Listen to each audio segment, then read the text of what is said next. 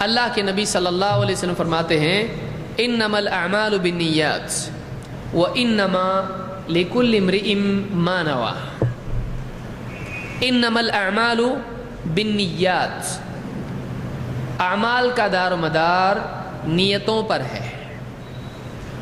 وانما لکل امرئ ما نوى، اور ہر شخص کو وہی ملے گا جس کی اس نے نیت کی.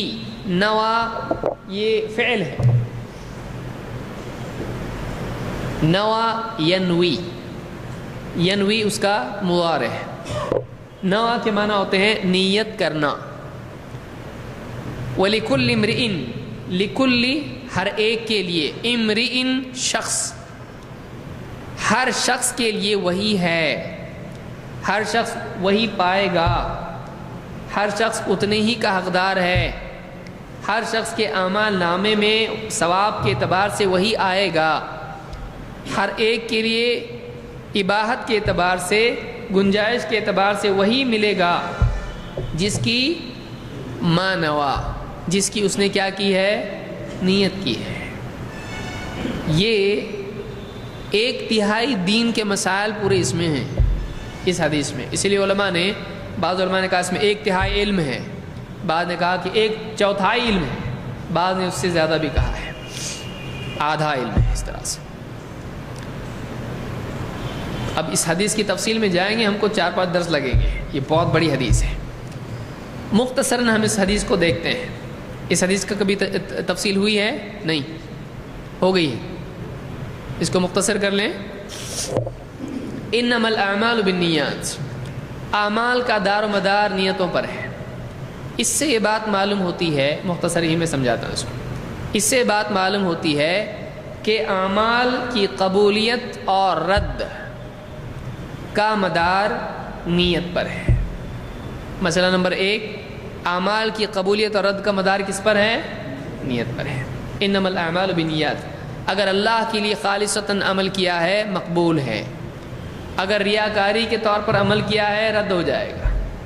تو اعمال کا دار و مدار نیت پر ہے. نمبر 2، کوئی آدمی عمل کر رہا ہے تو عمل کے اعتبار سے جو قسمیں عمل کی ہوتی ہیں، جیسے فجر کی 2 سنت بھی ہوتی ہے اور 2 فرض بھی ہوتی ہے. تو ایک آدمی اگر 2 رکعت نماز پڑھے فجر کے وقت میں تو اس کی کون سی نماز ادا ہوئی؟ جس کی اس نے نیت کی. تو اعمال کا دار و مدار ادائیگی کے اعتبار سے کس پر ہے؟ تو ایک آدمی اگر 2 رکعت پڑھ لے تو اگر اس نے سنت کی نیت کی تھی تو فرض اس کی ابھی کیا ہے؟ وہی کر سکتا. 2 پڑھا نہ جانے تو ابھی کینسل، میں نے کیا کیا؟ سنت کو میں کیا بنا دیتا ہوں؟ کر سکتا ہے؟ نہیں. اس نے جو پڑھ لیا وہ اس کی ادا ہوئی، اور جو نہیں پڑھا وہ ابھی طے کون کرے گا؟ وہ بھی 2، یہ بھی 2. فرق کیا ہے؟ کون طے کرے گا؟ نیت. تو اس نے جس چیز کی نیت کی اس کا عمل اسی کے اعتبار سے ہے. تو عمل کی جو مختلف اقسام ہوتی ہیں ان اقسام کے اعتبار سے ادائیگی اسی عمل کی ہوگی جس کی اس نے نیت کی ہے. سمجھ میں آیا؟ تو اس سے ایک بات یہ معلوم ہوئی. دوسری بات، تیسری بات، ایک مباح عمل ایک انسان کا ثواب یا گناہ یا عذاب، نیکی یا گناہ، اس کی نیت کے مطابق مانا جاتا ہے. مثلا اس سے پہلے میں نے سمجھایا تھا اس کو کسی درس میں کہ ایک آدمی اگر چھری خریدتا ہے یا کاغذ خریدتا ہے یا انگور خریدتا ہے تو فی نفسی یعنی خود یہ عمل نیکی ہے. کاغذ خریدنا بہت نیکی ملتی ہے، خوب جمع کرو، ہے ایسا کچھ؟ نہیں.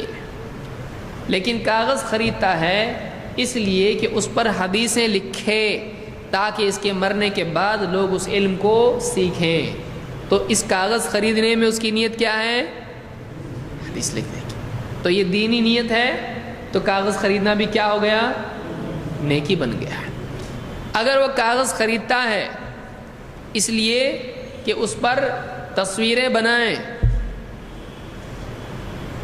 جانداروں کی، تو یہ کاغذ خریدنا اس کا اچھے مقصد کے لیے ہے یا برے؟ تو وہ عمل بھی خود کیا ہو جائے گا؟ برا ہو جائے گا. سمجھ میں آ رہا ہے؟ تو اعمال کا دار و مدار یعنی جائز اعمال یا مباح اعمال کا بھی مدار نیتوں پر ہوتا ہے. نیت کی وجہ سے ایک عمل مباح نیکی بھی بن سکتا ہے اور وہی عمل گناہ بھی بن سکتا ہے. ٹھیک؟ تو یہ باتیں ہم نے اس میں دیکھی. اس سے ایک بات یہ معلوم ہوتی ہے کہ عمل نیکی تبھی بنے گا جب اس میں نیت ہو. انما الاعمال بالنیات. مثلا ایک انسان ہاتھ منہ پاؤں سب دھو لیتا ہے اور اس میں اس کی نیت وضو کی نہیں ہے, تو کیا اس کا وضو ہوگا؟ ہاں کیوں نہیں ہوگا؟ تو نیت ضروری ہے وضو کے لیے. کون بولا آپ کو؟ اس میں یہ ہے کہ اعمال کا دار و مدار کس پر ہے؟ نیت پر ہے. تو یہ کہاں ہے کہ وضو کے لیے نیت ضروری ہے؟ نماز کے لیے وضو ضروری ہے, لیکن وضو کے لیے نیت ضروری ہے؟ وضو بھی ایک عمل ہے. تو عمل کی قبولیت اور رد پہلے تو اخلاص اور ریا کے اعتبار سے, دوسرا اس کا عبادت بننا اور نہ بننا کے اعتبار سے. ہاتھ منہ دھونا کون کون کرتا ہے؟ صرف مسلمان یا غیر مسلم؟ سب کرتے ہیں. تو کیا سب وضو کرتے ہیں؟ نہیں. تو ہاتھ منہ دھونا وضو بنتا ہے؟ نہیں, وہ صرف غسل ہے, دھونا ہے, وہ صرف دھونا ہے. دھونا وضو کب بنے گا؟ جب اس میں نیت ہوگی. اللہ کے نبی, ایک آدمی ہاتھ منہ دھوتا ہے, کیا اس کے گناہ اس سے جھڑتے ہیں؟ نہیں. حدیث میں کیا آیا ہے کہ اگر ایک آدمی وضو کرتا ہے تو اس کے ہر قطرے کے ساتھ میں چہرہ, ہاتھ, پاؤں جو بھی دھوتا ہے اس کے قطروں کے ساتھ کیا گرتے ہیں؟ گناہ. یہ قید دھونے کے ساتھ میں ہے یا وضو کے ساتھ میں ہے؟ تو معلوم ہوا کہ یہ جو فضیلت ہے یہ صرف عام ہاتھ پاؤں دھونے کے لیے ہے نہیں, یہ کس کے لیے آیا ہے؟ وضو کے لیے. اس لیے کہ وضو ایک نیکی ہے. اللہ تعالیٰ نے وضو کے لیے مستقل طریقہ بتایا, جیسے ہم نے پہلے دیکھا اذا قمتم الى الصلاة فاغسلوا وجوهكم وايديكم الى المرافق وامسحوا برؤوسكم وايديكم وارجلكم الى الكعبين. تو چہرہ, ہاتھ اور سر مسح اور پاؤں اللہ نے بتایا کہ یہ دھو. تو یہ کیا ہوا؟ اللہ کا حکم ہوا. اور وضو ایک شرعی عمل ہے, اس کے لیے نیت کا ہونا کیا ہے؟ ضروری ہے. کہ اعمال کی قبولیت اور رد کے اعتبار سے ان کے ادا ہونے کے لیے نیت ہونا ضروری ہے. اگر یہاں نہیں تو پھر نماز کے لیے بھی نہیں, اور اگر نماز کے لیے ہے تو اس کے لیے بھی نیت کیا ہے؟ ضروری ہے. کوئی آدمی کہے گا کہ وضو تو بس نماز کا ذریعہ ہے, تو اس کے لیے نیت کی کیا ضرورت ہے؟ اصل نماز ہے, وضو اس کے لیے تیاری ہے, تو تیاری کے لیے نیت کی ضرورت نہیں ہوتی ہے. صحیح ہے؟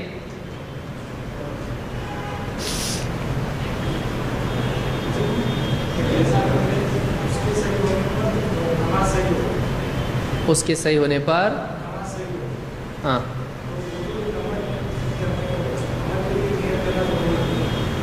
وضو ایک عمل ہے جس کا طریقہ شریعت میں بتایا گیا کہ ایسے ایسے ایسے ایسے آپ کو وضو کرنا ہے.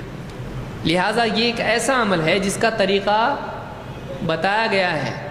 منہ دھونے کے بارے میں بتایا اللہ کے نبی صلی اللہ علیہ وسلم نے ایسا کرنا چاہیے, کلی یوں کرنا چاہیے نہیں. لیکن وضو نماز کے لیے اللہ کا حکم آیا اذا قمتم الی الصلاۃ, تو وضو کس کے ساتھ جوڑا گیا؟ نماز کے لیے. یہ عام دھونے کی طرح ہے نہیں ہے, یہ عبادتی عمل کے لیے ہے, یہ خود ایک نیکی ہے, اور اس کے لیے گناہ کے جھڑنے کی, گناہوں سے پاکی کی فضیلت بتائی گئی کہ ہر قطرے کے ساتھ میں. یہ ہر دھونے کے لیے نہیں ہے.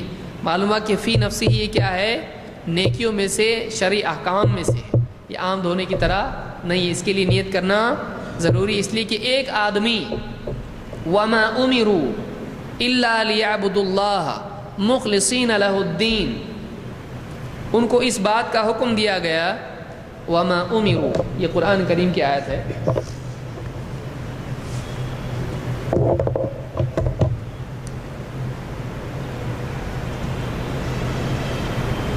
इल्ला,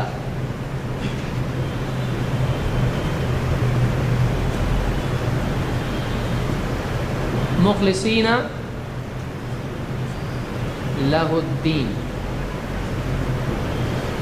वमा उमिरू, उनको तो बस इसी का हुक्म दिया गया था। किसका हुक्म दिया गया था? इल्ला लियअबुदुल्लाह, कि वह अल्लाह की इबादत करें। कैसे? मुखलिसीन लहुद्दीन, अपने दीन को उसके लिए खालिस करते हुए। इससे क्या समझ में आया आपकी? इससे नियत मिलती है आपको? नहीं। हाँ? अल्लाह को खालिस मानना, अल्लाह के लिए खालिस करना। क्या?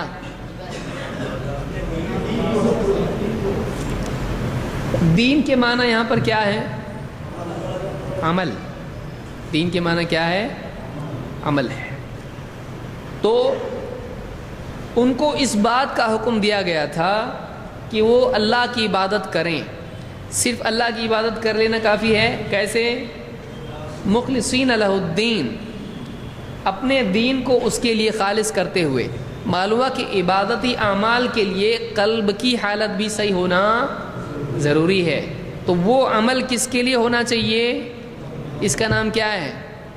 इखलास। तो इखलास, नीयत को अल्लाह के लिए खालिस करने का नाम है। इखलास होता कहाँ पर है? अमल में या नीयत में? बदन में होता है इखलास, हाथ में, पाँव में, सर में? कहाँ होता है इखलास? इखलास आदमी के दिल में या उसकी नीयत में होता है। तो इससे जब इखलास का वजूब साबित हो गया तो इखलास से अपने आप नीयत का वजूब साबित हो गया। सही समझ में आ रहा है?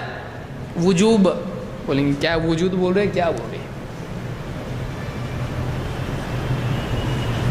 वजूब का मतलब वाजिब होना। जैसे नमाज का वजूब कैसे मालूम हुआ? कुरान करीम की आयत से, अहादीस से, कि जिसमें नमाज का हुक्म दिया गया। अकीमुस्सलाह, अल्लाह ने कहा अकीमुस्सलाह लिदुलूकी शम्स वगैरह आयतें हैं। तो वजूब यानी किसी चीज़ का वाजिब होना। तो जब इस आयत से किस चीज़ का लाजिम होना मालूम हो रहा है? इखलास का। आमाल में क्या होना चाहिए? इबादत में इखलास। इखलास क्या है? नीयत किसके लिए खालिस करना? तो जब इखलास लाजिम है तो इखलास होता किस चीज़ में है? नीयत में होता है। तो नीयत भी क्या हो गई? समझ में आई बात? तो जब किसी अमल के लिए इखलास लाजिम है तो इखलास नीयत में होता है, लिहाजा नीयत भी क्या है? तो अगर कोई आदमी वज़ू कर रहा है नमाज के लिए, उसमें नीयत नहीं करता है या दिखावे के लिए वज़ू कर रहा है, तो क्या वो कबूल होगा? और वो इबादत है, ये कैसे मालूम पड़ा? एक, अल्लाह ने उसका तरीक़ा बतलाया, वो दीन है, वो दुनिया है। वज़ू आप देखिए, जिस्म से नजासत साफ़ कर देते हैं, इसमें और वज़ू में फ़र्क क्या है? अहनाफ के नज़दीक वज़ू के लिए नीयत लाजिम नहीं है।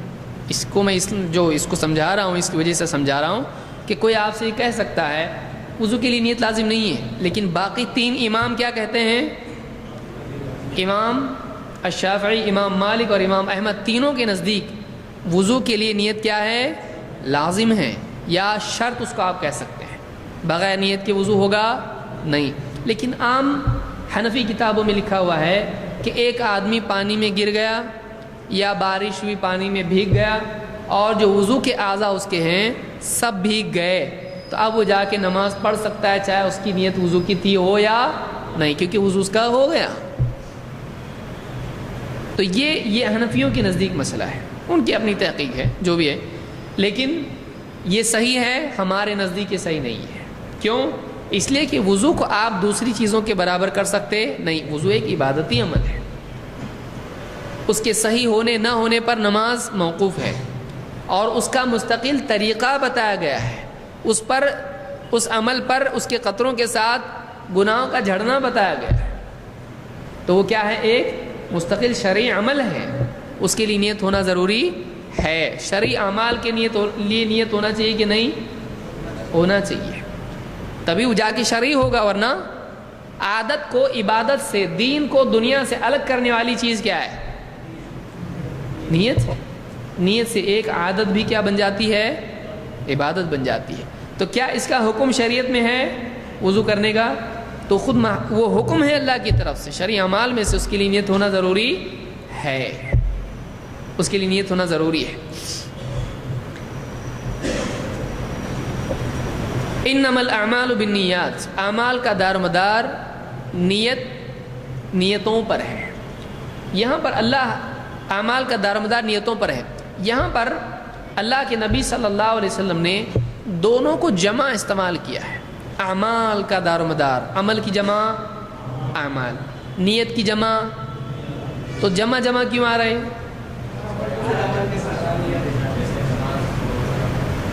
تو ایک نیت کر سکتے, میں زندگی بھر کی نماز کی نیت کرتا ہوں, پھر بغیر نیت کی بھی پڑھ رہا ہے, ایسا چلے گا؟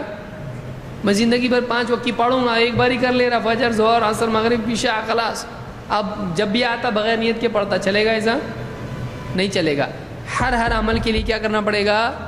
مستقل نیت کرنی پڑے گی. فجر کے لیے فجر کی, ظہر کے لیے ظہر کی, عصر کے لیے عصر کی, مغرب کے لیے مغرب کی, عشاء کے لیے عشاء کی. تو ہر عمل کے لیے کیا ضروری ہے؟ اس کی نیت.